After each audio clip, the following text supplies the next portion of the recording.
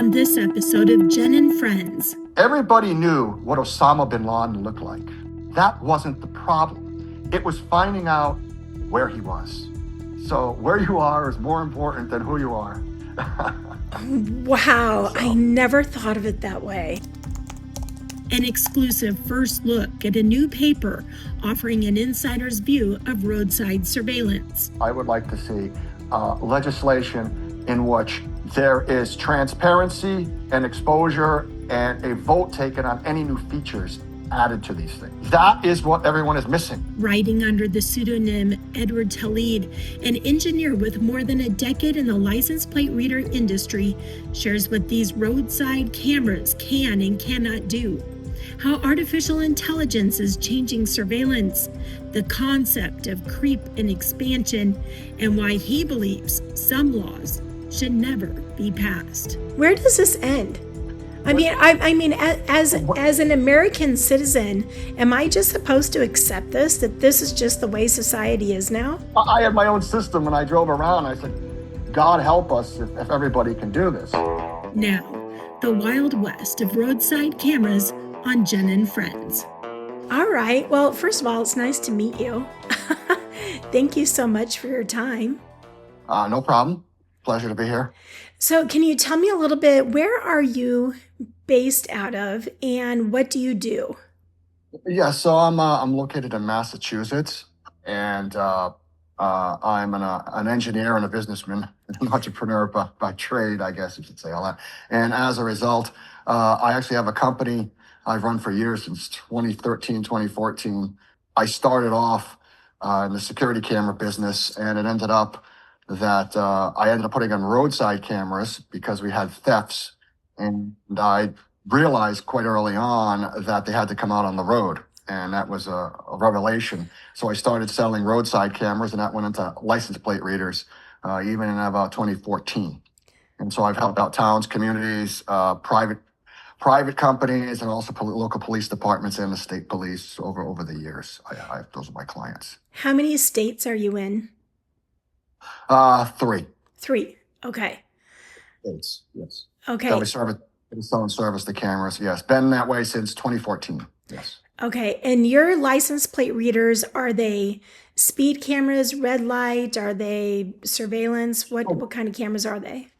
Yeah, they're basically both security and license plate readers. Basically, we take images, and we also read license plates, right? And we can log them. We get video images of the cars. You need 2 types of cameras, really. You need an incident camera to show what's going on, and also, we record the vehicle and the license plate. When I started off, there was none of this software available to actually identify the car. I had one engineer and myself. We wrote our own in 2014. We actually have rudimentary. We can do by color and model, but that's been eclipsed by the technology. Since then, it's readily available to do that. But we had one of the first ones, I would say, that were able to do that. Interesting. Yep. And now, do you work with public and private entities? Yes, private, mostly private on the end of retail and private companies. Also for like parking garages and stuff like that. But I do work with law enforcement from time to time. They contacted me for help many times over the years and to access information from the cameras. So we would work with them too as well. Very interesting. Okay, so this is really fascinating to me because I've never talked with anyone from this perspective. And I know a lot of people will be really interested about this. I'm for and against these cameras. These cameras, roadside cameras, and all work, and I'm a proponent of them for what they're supposed to be doing. However, the problem is over the past several years, nobody's been asking permission. They haven't been going through, the ethical channels, and just because you don't have to ask doesn't mean you shouldn't. Okay. Whenever I've worked with the communities and all, I demand that you let the public know, take a vote, have a town meeting, do what you need to do. And sometimes we've gotten rejected, but that's just the way it is. But these things are going in wholesale now, very quietly. Now all of a sudden they're coming to light. Oh, we've had these things. That's not the way to do it. With the power of AI and everything that's advancing, we're going to run into real trouble unless we have public input, public discourse, and some control regulation and input on these things. Okay, so the big question, is it capable of facial recognition? Yes, yes, it is. So back to, but they're not doing it, and you have to position the camera as such. Okay, it goes back to what I told you, the quality of the image. Okay, the flock cameras for the most part are set up to catch cars and license plates. Okay, because that's what they're optimized to do. Okay, you can do facial recognition if if it's a good enough camera and it's in the right position, right? Okay. If you walk right up to in front of a flock camera and it does motion sensing, which it normally does, there was a couple ways. Now they've improved motion sensing. Otherwise, you got to take the image and see if there's a car in it and discard it if there isn't. I mean, things blow around, tree leaves and everything else. So like what mine did is I look for a license plate or some writing. If it isn't there, I throw the image out, right? Because I don't want to store pictures of deer crossing the road, Right. which is a problem. It actually was a problem, if you can believe it. Deer, I could tell you what time at night the deer would cross the road.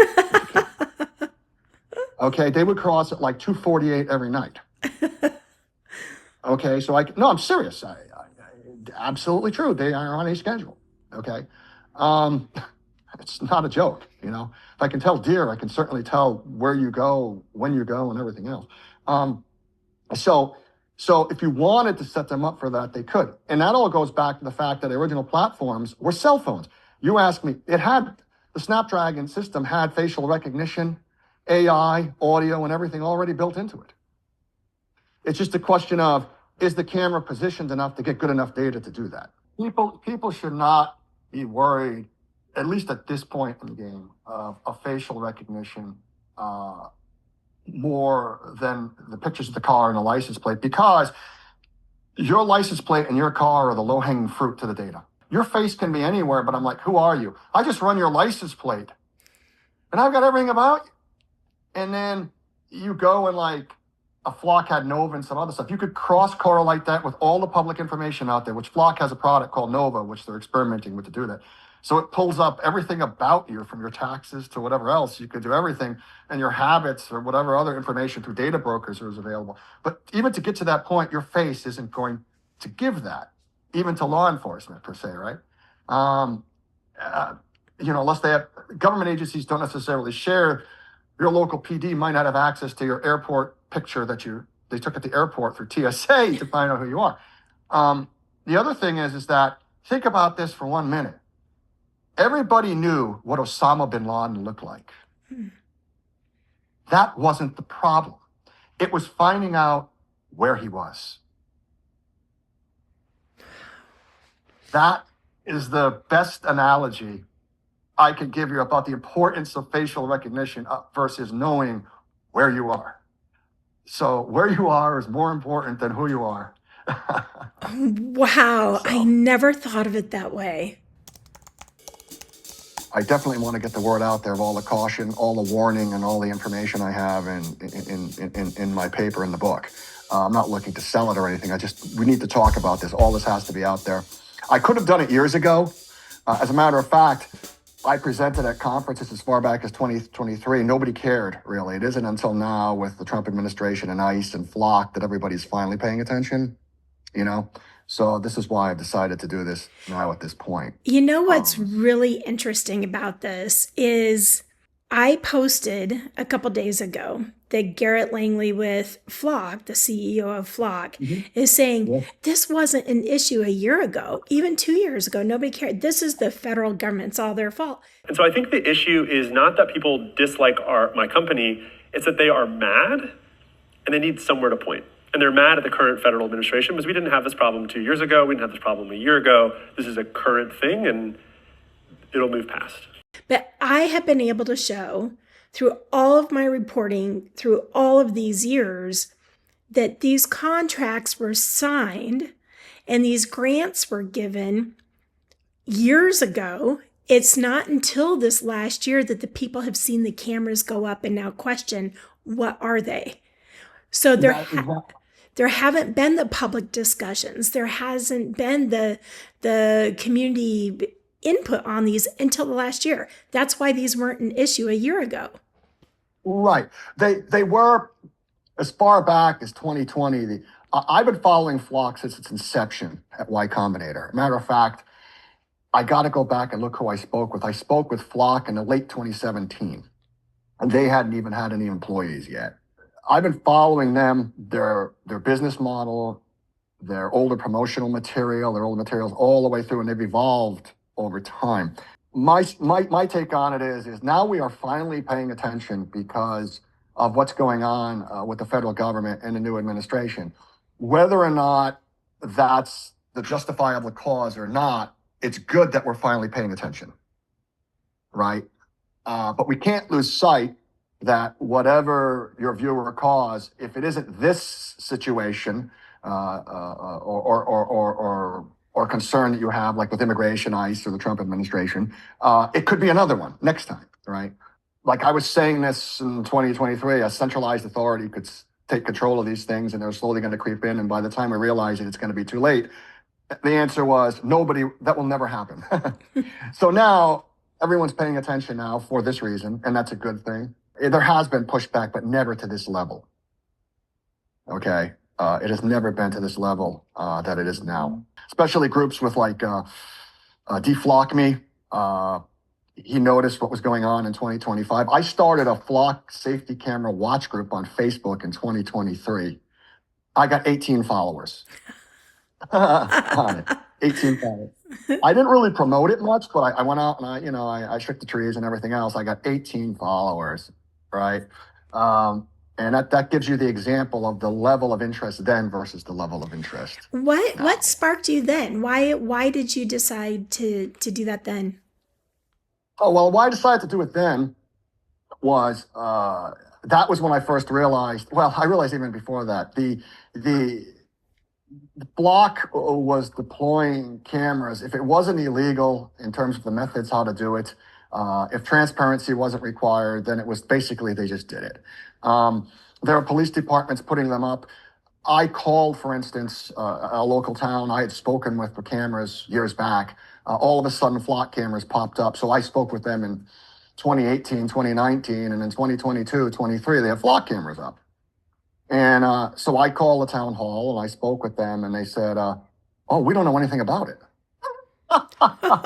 I said, you must know something about it. I don't see it in the town minutes or anything. And well, she's the town clerk. Town clerk knew nothing about it. And the police department just decided on their own or through some contract or something else to put it up.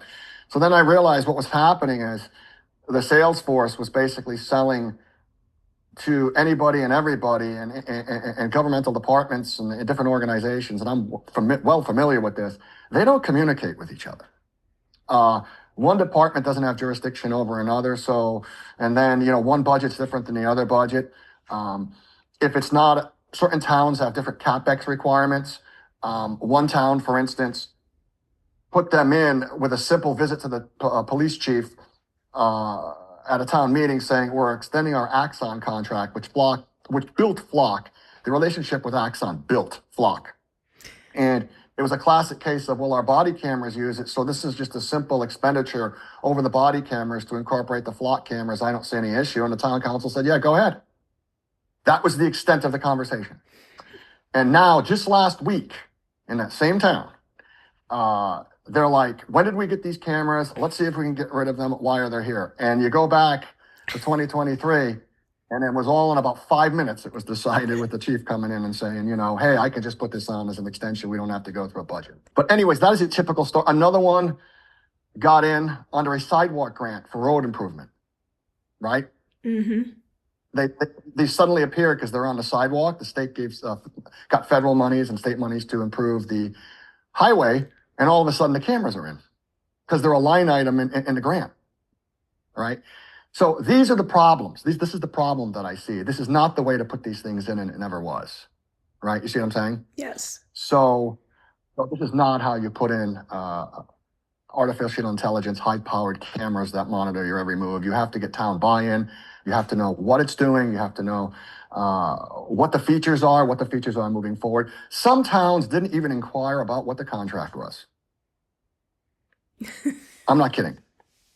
Some smaller towns, they just went in and I said, can I get a copy of the contract? Because the people I'm dealing with now, we would like to connect up maybe to the network, and they're asking if I could do that. If they want that, I will. What's the contract? Will it exclude me? Or we don't know. I'm like, you signed a basic contract and you don't know.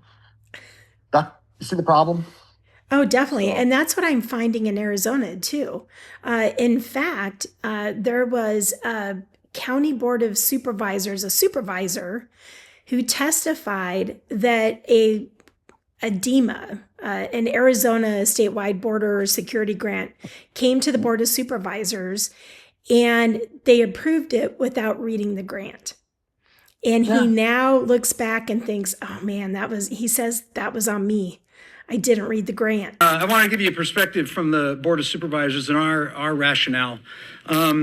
We approved a grant a couple months ago from DEMA, the Arizona Department of Emergency Management, to purchase flock cameras. And when the sheriff came to us at the time and his lieutenants briefed us, it was like a border security grant. It was for public safety, all this stuff. We didn't realize, and that was on me and the other two board members. We didn't read what was in that grant.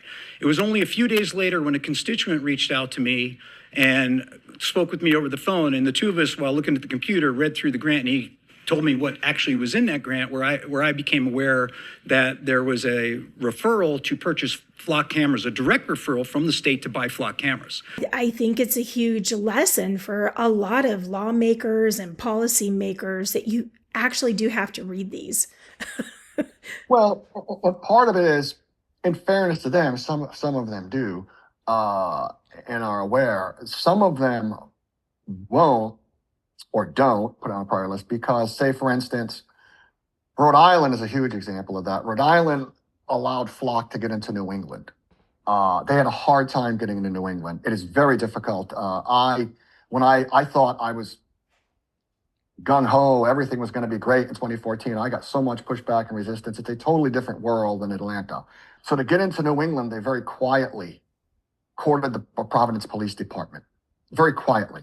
And then they did the program and everything without him telling. And then they justified it later, and they got a foothold in New England. That's how they got into the New England states. They used Providence, Rhode Island to do it. Rhode Island still does not have any statewide legislation controlling these things. So you might run into a situation where even a local town with a local police department doesn't have like full say over the cameras because the state put them in. You understand what I'm saying? Mm-hmm. So in New England, we have a very flat, I don't know how it is in Arizona, but we have a very flat type of government here, which we're very lucky. We have the town, we have the state, and we have the federal government pretty much wherever you'd be standing in any particular point or town. When you go, what I just described to you, just between local towns and the state, is many orders of magnitude more complex in Atlanta, which was a flock's huge market, in Houston, which is a flock's huge market, and in California. There are layers of government like you have the town, then you have the commercial municipal district over the top of that, which has their own bylaws and their own budget, and it's incorporated over that. Then you have the sheriff and the county on top of that, okay? And then you've got the state, and then you've got the federal government. Any one of these organizations can decide to put this in without notifying the others. Right. In general. Right. So a case of that is Austin, Texas. I was watching that one for a long time. Austin, Texas had them and they voted them out. And then a month later, they're back. And it's because Texas, statewide, has a Department of Public Safety. And the Department of Public Safety's flock already had a sales representative courting them there. Of course, they know about that. They know from chambers of commerce to every district to everything, they've got somebody in sales. So they put the cameras back, and then the safety said, great, now even you guys in Austin have to do a freedom of information request. You don't have access to the cameras. Congratulations on your decision. Wow. So Austin has it. This is why I am speaking up. Okay?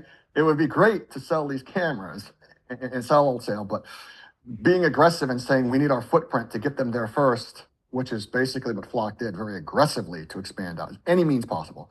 And then we'll discuss the ramifications and everything later, is not the way to go. And as you can see, there's finally a backlash for that. my own spin would be, had you gone and done this and got everybody's input in the first place and dotted all your I's and crossed your T's, you'd get to keep your cameras and everybody would be much happier, right? Yeah. Because we have control over the cameras in our town. We know what the contract is. We know before any advanced features are put on it. We know where it's being shared. All these things were hashed out in the beginning, right? Not like, well, the cameras are there, they work, you're not taking them away. That's not, honestly, it'd be a disaster for Flock's business maybe and all. It's already starting to happen. Take all the cameras down, start over, have a meeting, and then put them back once they want them. That's the way to do it. You know, get public input. I think the line needs to be drawn, however, as public servants and as elected officials and leaders, that we have to figure out where the line is between providing advanced capability and technology to our law enforcement officers and the individual liberties and freedom of our constituents comes in. And as Ben Franklin says, those that surrender individual liberty for the purposes of purchasing safety deserve neither liberty nor safety. And I think we're at that point now with this technology where we draw the line. For the people who are listening to this and they're saying, okay, you're a license plate reader guy. What's the difference between your product and the Flock product? Or, why is it that you have an issue? Is this a competitor issue or is this something else? No, this isn't a competitive issue because I went and I tried to get funding similar to Flock back in 2014. And because of the demographics in New England and everything else, I was told that nobody would ever allow that. The ACLU would never allow that. So there is this pinch of, well, you managed to do it because you're in a city in which you have a crime every 6 minutes. I did not. So there's that end. But the bottom line is license plate readers have been around for a long time. Okay. Europe has had them since the 90s and early 2000s. They were way ahead of us in license plate readers, ALPR deployments, especially Britain on the M system. When I did my initial research, they had 40,000 of them in place on the M system in like 2013, on and off the ramps. The thing is that once you connect these things and network them all together without any accountability or any sharing, any rules on sharing or real infrastructure to prevent takeover of the system, which everybody is worried about now, sharing with the federal government or ICE or everything else. This is the problem. This is the danger that I'm speaking on, is because I don't want to, even if I sold 1 million of these things, I don't want to live in a world. And I don't think anybody else does, in which your every move is monitored and you have no idea where the data is going or what's going on. Okay. It's not even me. I would not go and say, hey, I'll keep you safe. Just put this in to keep you safe. Anybody who knows history knows that doesn't work, right? It's trading off short-term profit and short-term security for a long-term disaster is what this is. This is going to happen. This is happening anyway. It's not really stoppable because technology offers the easiest path out to crime prevention, revenue generation, everything, policing. It's the easiest thing to do, and it's the path of least resistance. But we have to have input in it now. And my end of it is whenever I've done anything, I always solicit input. I don't care about if it's connected to a nationwide network in which I can locate you in 15 seconds. Use them for crime prevention, use them for crime fighting, but use them responsibly, right? And I'm an advocate of that more than anything else. And I'm not really in it for anything else at this point. So we have a new city manager here in Goodyear, Arizona, and that's where I am. And I wanted to find out what the policy was in the city where he came from, which was Kyle, Texas. And when I went back and I watched all the city council meetings, their police chief specifically said that Flock is built on a system of trust, right? You want your police officers to be searching this system truthfully, and it's a system of trust. Our system will not allow any agency, including our own or any outside agency, to search our data for immigration purposes. So if they're truthful, if they are a truth-telling police officer in Wisconsin, and they have the drop-down menu of options to choose for the purpose of their search, and if they choose immigration in the state of Wisconsin, and they hit a nationwide search for ABC 123 Texas license plate, When they get their returned information of has that license plate been picked up on an LPR, it will not, even if it has hit our camera, will not be included in their search.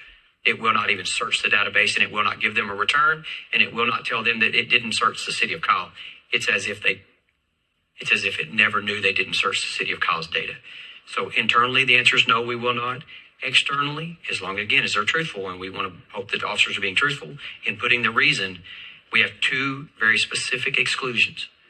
Immigration-related searches of all types, immigration, ICE, border, citizenship. You try to use any of those words and you're not going to hit our database. What do you say about that? It is a system of trust. It was also a system of whoever and whatever was in charge locally at any time up until the point where they started passing statewide legislation, because over the years, 2014 till now, so that's 12 years, police chiefs have come and gone, detectives have come and gone. You see what I'm saying? Mm-hmm. Each one has a different opinion or a different view as to how to use this thing. Okay?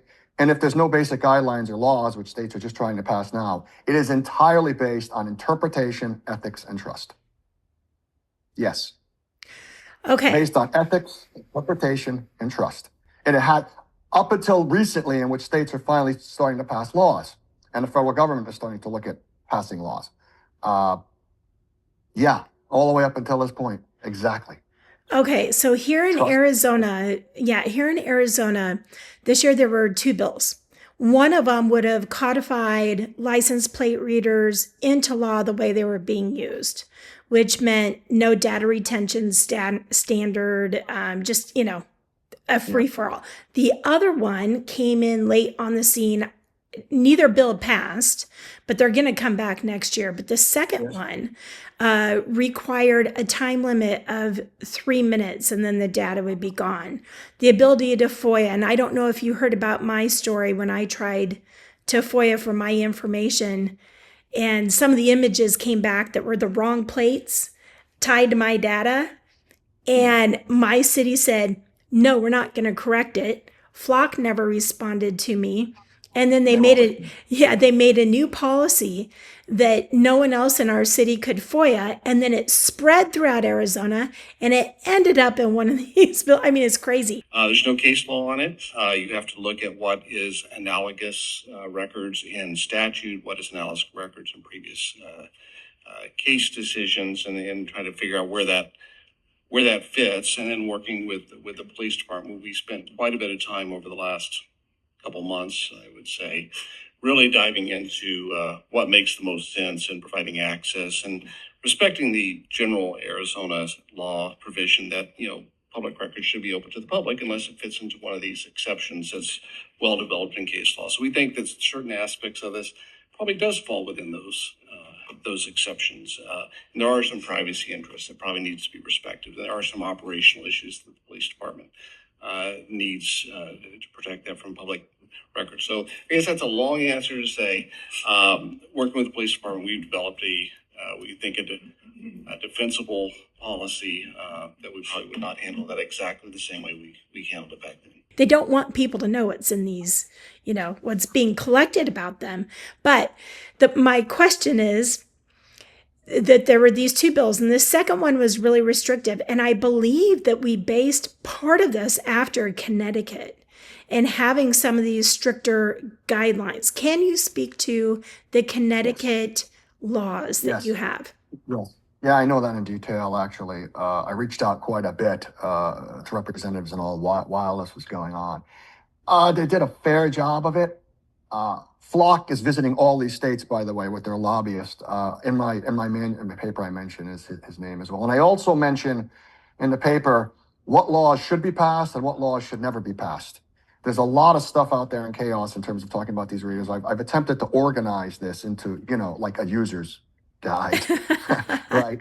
So we could use it here. We can use it here in Arizona, let me tell you. And it's subject to change and addition and everything, but that's what I had to put down what I'd learned over the years.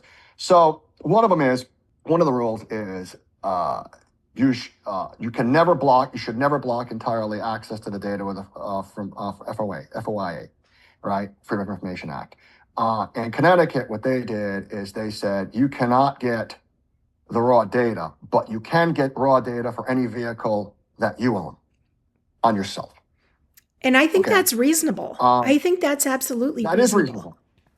That is a reasonable compromise. You also cannot be blocked from getting the audits. There are a lot of loopholes in this legislation too. And then they also describe what you could share it for. You can't use it for immigration, race, abortion, and all these issues, but they miss, by narrowing it in, they have left a lot of loopholes. Any legislation has loopholes. Had I been there to testify, I would have said, you have to make it, if you make it too general, then it's subject to interpretation. So they left loopholes. They also did 21 days instead of 30. The police, I understand, their job's tough enough to find this. Why, as a police officer or any police organization or anybody or any PD, would you make your life more difficult? They struggle as it is to do their job and being overwhelmed. So, 3 minutes, you're not going to do anything in 3 minutes. That's totally useless. That's basically, you don't want the cameras there. Connecticut compromised on 21 days. Okay, that's fine. There are still a lot of loopholes. I mean, I go over a lot of that in my I cover a lot of the loopholes in this thing. One of them is, when you open an investigation, which could be anything, the data is retained indefinitely. Mm-hmm. So it's there for 21 days, but if I'm investigating a bank robbery or something, and I look at your plate, everyone else's plate, and that's an open investigation, all that data I just grabbed may be circulated around and held for a very long period of time. When is that destroyed? But originally, these things were set up as game cameras. They're almost like hunting game cameras. Mm-hmm. They got the battery, the processor, and everything all built into one. You just hang them on the pole. That is a cell phone hanging on with all the capabilities of a cell phone. They're just not using them all, or the camera's not positioned to use them. It has audio, it has AI, everything all built into the chip that everything Qualcomm has on your cell phone. It can run all the apps a cell phone can run, okay? No legislation was passed to control what can be run in the future on that. You understand what I'm saying? Yes. This is a massive problem because none of the legislation says, and any changes to the functionality or any new applications are required to be brought in a public forum or something before you add this new power to this thing, right? Okay. Because all the marketing is, we're keeping you safe. These cameras are only looked at, and even in my case with security cameras are only really looked at, maybe 1 or 2% of the time, 90% of the time they're not. But now with AI, they can be looked at all the time without a human being there. Okay? So what's the definition of being looked at? 30 days and 21 days is more than enough to profile most all of your life, is what it is. So now it's become commonplace, you see. So that's why one of the reasons I'm speaking up. Back then, get out. Nobody will allow this. Now it's like, that's great. I want that. Because chiefs of police have changed, administrations have changed, and everyone's got a different view now than they did 10 years ago. So this is why, and in another 10 years, it'll change again. But the cameras will always be there now, right? It's interesting you say that because I don't know if you know Naomi Brockwell. She's a privacy expert, and she has explained shifting baseline. So yeah, we're accepting a little bit more and more and more and more every year. If you compare what we're doing now to 2014, it's apples to oranges, right? But if you compare it every year and you add on a little bit, it's not that big of a change. Right. But I spoke up finally. I mean, I was on the fence because I'm an advocate. The cameras want to help. But then I look back and all the stuff like, no, that'll never happen. I look back and say, my God, it was all subjective over 10 years. And look at where we're at now. You could call it progress, but this was the Wild West. It's the Wild West where you do I cover that, and that was the title actually, The Wild West of Roadside Cameras. Is what it's called. Basically, it's like going into the Wild West in which you can do anything you want. Everybody's going to take a stake. Everybody's going to establish themselves. Everybody's going to put something in the ground. And everything that was done in that time of the Wild West is now what we have today is a result of it. You understand what I'm saying? Yes. And interpretation, laws and rules and everything. Entire towns are built up around one decision, one thing that was done. right? Just one thing. And so if you can go out and put these cameras in and put these poles in and slowly create functionality, the infrastructure in the world builds itself around them. And so you have to say now, you have to speak up now before this creeping functionality comes in, or whatever, the term that you used, that she used, and it becomes accepted and more powerful as it goes. And then there's no turning back. At one point, it's like the biggest danger is armchair policing. I call it armchair policing. And I knew this was going to happen. Most people I've worked with are really great. They go through all the details, dot their I's, cross their T's. You got to be very careful, especially in New England. You have to be very careful what you do. The people are going to start to make mistakes because they're going to rely on the technology alone. Okay. So they're already starting to make mistakes with it because it's very easy to police from an armchair with a mouse, right? Right. Or with your mobile phone, but you don't have the full picture all around of what went on. So there will be mistakes and casualties of mistakes in this. And unfortunately, government agencies have qualified indemnity and sovereign immunity, qualified immunity and sovereign immunity. So qualified immunity and sovereign immunity, which basically, for the most part, if they make a mistake and they do damage, it's all on you. You can't go after them for it. Mm-hmm. That's the way it's set up. And it makes sense because for every little thing, it would grind them into the ground. I mean, you can't, we all make mistakes in our daily jobs, right? So and then when you empower that with armchair policing or armchair investigation, it's a problem. It basically has to, again, I'm in moderation along the way. It's a great thing, but you don't just rely on that. You have to actually do some actual investigation, footwork, and it's a little messier than that to find out what's going on correctly. What's going on? What's the truth? Have you seen any of these cameras in action as they're being used by police? Yes, once. I have. Can you walk us through that? I was not privy to this one, but I know how this works. The same thing. You could pull up the flock and say, I want to search a time frame. My camera's always been, you want to search a time frame for a license plate. Or you can type into mine and say, I want to search for license plate ABCDE, Massachusetts. And it'll give it to you for whatever my retention is. I hold for 30 days. I've always held for 30 days because of data restrictions, data size and database restrictions. And it'll come up and it'll show you if it ever saw ABCDE. Or you could say, with the newer software now, which you could buy off the shelf, you say, I'm looking for all silver Honda SUVs in this time frame between July 1st and July 4th, and it will show you every single one with a timestamp. Okay, I'm going to stop you right there because just this week, an email came out from Flock saying they have a new program called Freeform, and that they can put in their blue truck bumper sticker, woman in a black dress with the sun hat on, and it will narrow it down to about 3 pictures. Right. Yep. Yeah. The more information you can. Yeah. Yeah. I mean, the technology is really advancing quickly. It is. We had the ability to do this, exactly this, back in about 2020, 2021. However, the processing power and the cost to search all that was enormous. Two things have allowed that to happen. One is the quality of the cameras. They've upgraded their cameras. They've got a better product line. I had better cameras than they did early on because they had to be right near the side of a road in the car. I could be great far back at a distance. It all starts with the quality of the image. No matter what you do, you need a good quality image. So you got to have a camera in a good location. 2 is the quality of the camera under day, night, whatever else, but just the quality of the image that comes from its location and the quality of the camera, okay? So the quality of the cameras have gotten better and better. In 2013, 2014, a digital camera was $400. Okay, we're just going into the cheap digital camera age. Now you've got superior cameras that you could see up to a mile for like $400. Mm-hmm. Okay? Like you could read a license plate at a mile, all right? On a clear day, right? Half a mile, easily. Actually, I have one that'll do that, but only in the best conditions. So now, though, in order to search for all that, you need a tremendous amount of power and AI. So they're on the cloud, they're on Amazon Gov, I think, for security.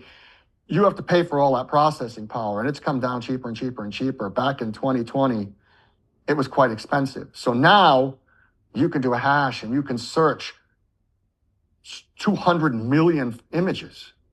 You know what I mean? In a Right. matter of seconds, right? You couldn't do that in 2020. When I got all of my data back, it came with the logs of everywhere I had been, down to the second, latitude, longitude, for 185 days. Obviously, I was able to create a heat map, and you knew exactly the day of the week I went and did my Costco run. You knew exactly what I was doing. I have another friend in another city who did a FOIA request. It was 1 year of all of her data with over 700 photos. Yeah, over 700 photos of her car came back. And I think when people realize the amount of data that the government is storing about us, that's one issue. But I think the other is this whole pattern of life. The government is absolutely able to predict your next move. Do you feel that way? Yes, so I cover that, actually. I covered that. What you're referring to was, ironically, a landmark case in Massachusetts, is 2020 or 2022. It's the Mosaic theory. The Mosaic theory, the court warned of something called the Mosaic theory. So a guy got arrested for going over, he got caught with a license plate reader after he went over the bridge. And then he said that that was against the Fourth Amendment and it was a violation of search without without a warrant. And the court ruled that it was okay, it was legitimate. However, if enough of these things, they said in the warning, if enough of these things are put in to track your every move, then it would become a Fourth Amendment issue. They said it in plain English. Massachusetts. Okay. It was Carpenter versus the Commonwealth. I think it was Carpenter versus the Commonwealth. Okay. I think it was, there's a couple cases. I've got like 4 or 5 cases I mentioned in there, right? That's what everybody should be looking at. That case in which they said, if you put enough of these things, you will be tracked down to the minute. It is definitely an issue. And I mentioned that 30 days is more than enough to tell your behavior and habits and what you're doing. When you have multiple cameras, there's this thing called spatial locality in data, and I go over an example of that. When you have multiple cameras and multiple frames of reference, you can deduce a tremendous amount of information from a photograph. There was one photograph I took of a flock camera mounted on a gantry. Occasionally, you don't see them on those mushrooms on the side of the road. You see them mounted above, DPW mounted above. So I took a photo of that. Believe it or not, in that photograph, there was enough information to identify me, even though they're not running facial recognition. They can't see my face with that camera from the top of the gantry. But what they can see is I had the pictures of the license plates of the cars parked underneath it. When they go underneath that reader, there is going to be a timestamp for those makes and models of those cars with those license plates. So at that point, the Flock database knows exactly when I took that photograph. And then I am in the photograph coming from the other direction. And once they have my registration, they have everything about me. That one photograph alone, you understand what I'm saying, that I took of the camera is enough to identify me. Wow. People don't seem to realize that.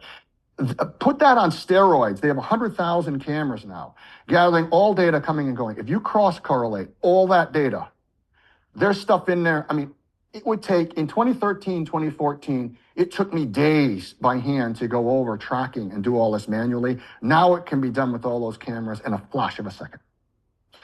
Just because they're not necessarily doing it right now doesn't mean that they can't. So I hope that answers your question. Yes. You know, it's so funny. There are all kinds of people who say, these are illegal, these are illegal, but the cameras are still up. What say you? Are these cameras legal? Or is it that the courts really haven't looked at these yet? So the cameras are legal right now in the sense that, well, it depends on state regulations. I mean, some of them, define legal. If you didn't take out a permit and it's on a public access way and you violated the permit, then the camera's not legal. If you're talking about Fourth Amendment, by all the standards that we have now and our interpretation of the laws in terms of privacy in public and concerning the Fourth Amendment, they're legal. You have a town regulation, you have a state regulation, you have a county regulation. Who knows? Somewhere in there, they may have violated a law. I don't know. But if you're asking me about being legal under the Fourth Amendment, prior to 2014 when I did it, if you wanted to track somebody in public with their car, you would have had to get a warrant and put a bug on their car tracking device. Okay? Okay. Or you would have to hire somebody like a detective, which would be cost prohibitive, to follow me around everywhere. Okay?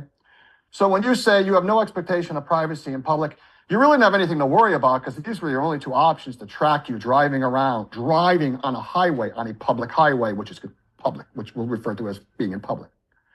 But with the Flock system and all technology, all other companies, Axon, Motorola, everything else now, you can do all that to every single car in America every second for pennies on the dollar. Okay? Mm-hmm. So you have to, the first one was how we interpreted the laws, of no expectation of privacy in public and the Fourth Amendment that I just described to you with the tracking. And now we have the modern version of it. Our interpretation of the Fourth Amendment and no expectation of privacy in public has to be modified, is what it is, because it is not current with the current technology and the times. I interviewed a gentleman in New York who is suing, and it came back in some of the court documents that have come back. The size of the cameras are going to be miniaturized, that they're going to be so small that you won't even know that they're around. Among the comments that was in the police chief's affirmation was essentially he made note of the fact that while these cameras are currently observable, the technology continues to evolve and will continue to evolve, and they will get smaller and smaller and smaller. And the implication, he didn't outright state it, but the implication being, eventually, we will get to a point in the miniaturization process where these cameras could potentially be undetectable. What are your thoughts on that? Should the under people the- be able to see these cameras? So what you're referring to is what I refer to as escalation. There's technological escalation, which is what you hit on here. I said it's going to be an improvement in the cameras, an improvement in AI, more cameras that are cheaper. You could say cheaper, smaller, and better. All right, this is what you're saying. Okay. Yes, that is going to happen. Then, though, there's the political escalation, which is we've already talked about in every which way. Everybody wants to use it because it's easy. And then there's also the criminal escalation on this. That is a whole nother topic. So yes, the cameras are going to get smaller, but along with better AI, better back-end processing, more of them and cheaper. Yes. Yeah. Small is just one small sliver of the aspect of it. Technological escalation is what it is. If we get to that point where these things are undetectable and law enforcement is under no obligation to disclose where they are, that's just a very frightening environment in which to live, I think. So this guy, DeFlockMe, he started his own app. Now everybody knows where the cameras are. Flock's unhappy about it, but it was inevitable. It was inevitable that was going to come. That's escalation. That's escalation. And then the criminal escalation, which has already occurred in the UK and other places, the criminals know about these cameras. They have become part of life for them because they've had over a decade in advance. These Flock cameras and all these cameras have caught criminals off guard over here. You understand what I'm saying? Mm-hmm. And as a result, their success was huge, and you could tout the success and sell more cameras. that was the golden age. That was the golden age that allowed Flock and other companies to get footprint, but put a hole in the ground and say, there's our revenue-making source. Now we have to add smaller cameras, more powerful cameras, to catch the criminals, because the criminals are getting more smarter, and to keep you safe, we have to add more features. This is how it's going to go. This is escalation, the word escalation. So as the criminals get smarter, it's going to be a justification to add more power to the cameras. And in the UK and all, and in Australia and all, they thwart the cameras all the time. You can see the criminal in the camera, but you can't necessarily catch them. You have a lead. Cameras will always give you investigative leads, but they will not be able to catch the criminals as easy as they have up to this point. Do you have any concerns about foreign access to all of this data? And what is it? Well, yeah. Well, we had the whole thing with the drones and all with the Chinese, and also yes. A lot of security companies, you sign up when you get these cheap cameras and then they offer you a cloud-based solution. It was all going to China and they were looking at it. And then drones, for instance, it's one of the reasons Flock started their own US drone company was you want to be able to store this all in the United States if you can. I'm answering it from a technological and business standpoint. Okay. This question. Yes, what you have to do is you have to make sure that all the data, even in your own home, and I've had people turn their cameras off in their house because they've looked at the IP address and it's going over to a server in China or God knows where. And, pictures of their kid when they're home and everything else. It is a real serious question. It's a real serious issue, and you have to address it in terms of how you're using these cameras and where the stuff is stored, how secure it is, and everything else. I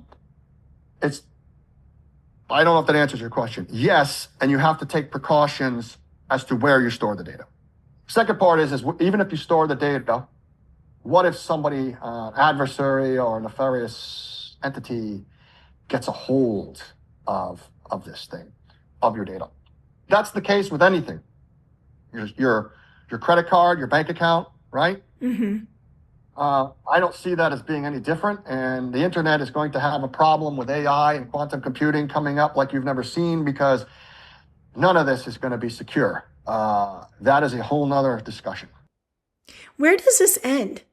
I mean, as an American citizen, am I just supposed to accept that this is just the way society is now? Well, this is kind of predictable in a little way, because I did this in 2014. I had my own system and I drove around. I said, God help us if everybody can do this. Of course, I didn't have motion stabilization, so the images are bouncing all over the place. Again, now you have better motion. I had to try to write my own motion software to deal with it, and I did succeed. Now you can buy it off the shelf. This is why expectation of privacy in public in the Fourth Amendment has to be revisited and reinterpreted. It is never going to, the only place you'll have privacy will be in the four walls of your house with the windows shut. Otherwise, that public will be the most supervised place ever. It will be like absolutely. We go overboard. We go overboard in America, and that's exactly what's going to happen. I mean, we do everything to the extreme, right? We boom and bust. Boom, bust, boom, bust. I know that we're talking about Flock, but there are other companies that have similar technology. Do your concerns span these other manufacturers as well? Yes. So Flock is getting replaced a lot by Axon, which they're at odds with each other. They're enemies. They're business enemies. They were once business partners. And Axon pretty much is responsible for at least half of Flock's success. And then they parted ways. They are an investor in the company. But what makes Flock unique and also makes it its successful business model is that it is not a camera company, it is a data company. And all these other companies followed the model of where, and even I did, to the extent, that where an ALPR camera company, you put in a local database, you decide what you're going to do with it. Flock said, we are a network of all interconnected cameras.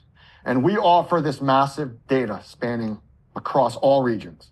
And by renting our cameras, you subscribe to that database and share and be part of it however much you want. Okay? We don't own the data, you own it. We are a data storage company and we provide the cameras to fill the database. That's what they are. So that situation in terms of centralized control, seizure by a single source, government intrusion has become the single greatest liability. You understand what I'm saying? Mm-hmm. The other companies like Axon, Motorola, Gentech, they don't quite have anything that large yet. They're the leaders of the one in what they have done and therefore are the greatest concern. However, they could easily be displaced as the market grows, and we'll still have another one. That's one of the things. It's like just because you took the flock cameras down because they were put up, very aggressively to get footprint. They were early in the market and they did what they had to do. Doesn't mean that the next guy coming in isn't going to morph into the same thing unless you have rules, regulations, and watch. Mm-hmm. We've seen an explosion of these real-time crime centers. Yes. So whether it's flock cameras or the virtual programs, we now have police departments saying, hey, share your Ring camera footage with us.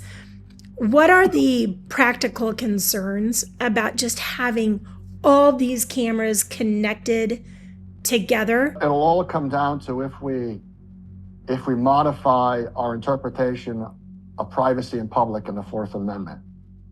That's the 10,000-foot picture that I will answer with. As a more immediate concern, you have to make sure that we don't cripple the Freedom of Information Act too much in that we have transparency. Again, everybody uses the word transparency and safety. That you have the ability and transparency to watch, monitor, and supervise these data centers. And that is not always that easy to do because one is you don't want to compromise their ability to work. You don't. I mean, can you imagine like you got your day job and there's 6 people breathing down your back every minute? You can't do anything, and you don't want to mess up the investigations and everything else.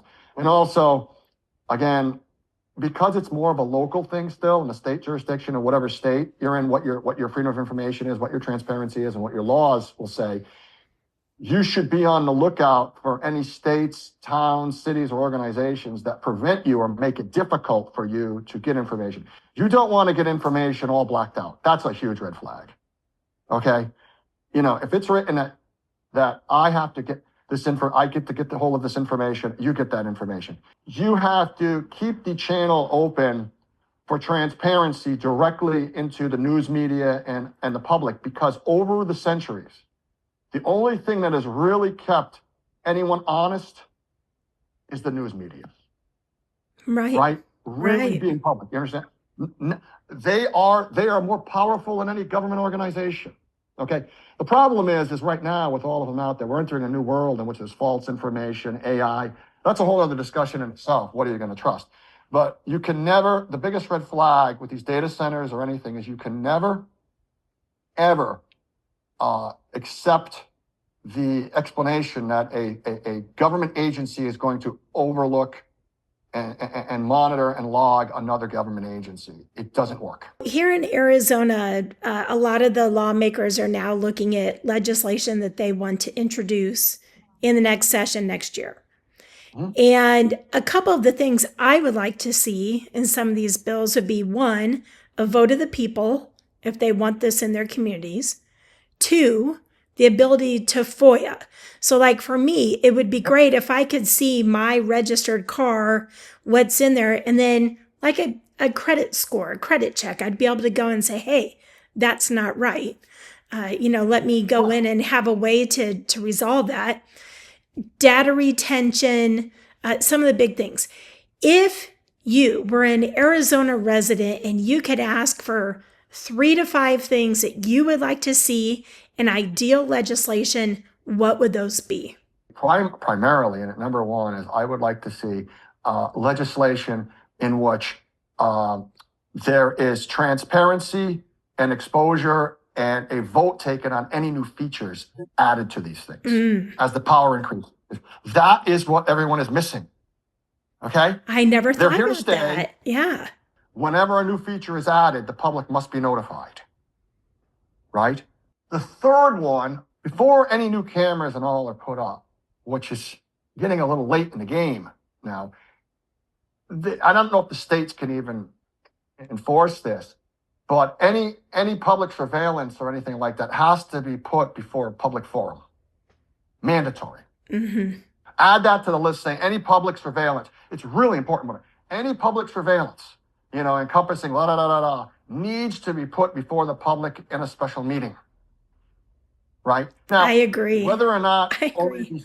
only the over 65 housing shows, you know what I'm going with this, 65 housing shows up or like 6 people show up, that has nothing to do with it. You have to do it, have to make it so people can voice and show up, okay?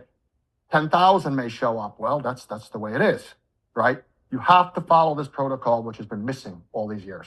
I feel that I'm a sane approach to this. I'm not like, get rid of the cameras, DeFlockMe, cut them down. No, it isn't going to solve anything. That's going to make more of a mess, right? And are we a little late in the game doing this? Hell yes. Yeah. We're about 4 years late. Yeah. You bring up a really good point, because whenever I post about license plate readers in general, people always put the meme up about, cut them down or whatever. I don't think that's right. I absolutely do not advocate, because one, our taxpayer dollars paid for this, and there's, it's just more taxpayer dollars to replace them and repair them. So that's just stupid. It's also a crime to do that. I think that going and addressing your city councils and your local governments is the way to go about this, and to have these open conversations and try to find some kind of consensus. But destruction is not going to solve this issue. How do you feel? I feel that is exactly the case, and that's my role in this. You asked me in the beginning, how do I want to be portrayed? It's just good that we've got a chance to go through this. I want to be portrayed as a moderate voice of reason, getting rid of a lot of the false information as to what and how, what these things are and what they do, false information as to how they got there, and offer all the real information. Because I've been in this even as a smaller businessman much longer than I was before Flock, even in this, and I saw all the struggles, the things that they ran into, I ran into 3 years earlier. I want to be the voice of reason and moderation in this, such that moving forward, we're doing the right thing. Okay? And we get to have at least part of our cake and eat it too. Right. And I see such a mess out there right now of such extremes. One side, just like, don't take this away. We can't, without it, you won't be safe. That's not true, because you will not stop all crime. But I'll tell you on that side what works, how it works, and what's great about it. But I'll also tell you that don't sell us on unrealistic expectations and sales rhetoric, which isn't real, because I've seen it, right? And then on the right, just get rid of these things, Fine. Next time your car gets robbed, or downtown San Francisco, where there's a broken window in a car every 100 yards, okay, or in Oakland or something, that's a different world than you. It doesn't necessarily apply to you. So we have to have these things, right? But when you're not going to go and just cut these things down, because then what's going to happen is they're going to try to make an example of you. And the guys on the left who want this thing, on the other side, on the right, who want this thing so bad, they're going to push back on you so hard it isn't even funny. You can't go to war over this. You have to come down the middle, in which everybody isn't entirely happy. If you do things in moderation. Right. You get to keep your toys, but you have to do the right thing to keep your toys. So are you saying, and I feel this is possible, I actually brought this up with the lawmaker just today, what is the happy medium? That we give law enforcement the tools that they need to do their job, but maintain the privacy of innocent citizens in this country. Is there a happy medium in there somewhere? There is a happy medium in there, and that goes under, Up to this point, it's been all about trust and whoever has been running the show. Those days are over. Now we have to have a set of guidelines, laws that should be passed and laws that should never be passed. If we follow down that road and we keep the accountability there with penalties too, I say there has to be a law for penalties, which is very hard for anybody to pass because the government never wants to pass laws that penalize themselves. And I get it. You know what I mean? Would you pass a law tomorrow for your job that say if you make A, B, and C mistake, which can happen very easily, you're out of a job? Why would you say yes to that? I wouldn't. Again, I'm moderate and I'm realistic. We have to take a moderate and balanced approach, knowing the technological side, the political side, the financial side, all those things, as we're moving forward making these decisions, such that we can make an intelligent decision and do the best we can to lay the groundwork for the future as these things increase in functionality, which they will, okay, and increase in power, which they will, and increase in use, which they may or may not, and how they're used is what we're trying to control. We can only control that last one. We can only control their use. We cannot control the technology and the capability. We will not be able to control that. That is going to go. We can only control that last one.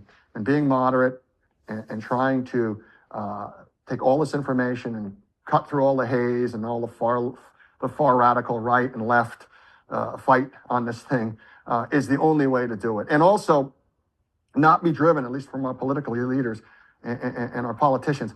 It's very hard not be driven entirely by hype and public opinion, which is very hard for them because the voters, right? I mean, they drive it. So they need to be educated and informed the best they can in a moderate sense to be able to do this. I just really appreciate your time. This has been so fascinating to hear about this. I feel like I'm pretty well rehearsed on this technology. I've been covering it for several years, but I've really, really enjoyed talking with you. Thank you so much. Okay, thank you. You have a great day. All right, bye.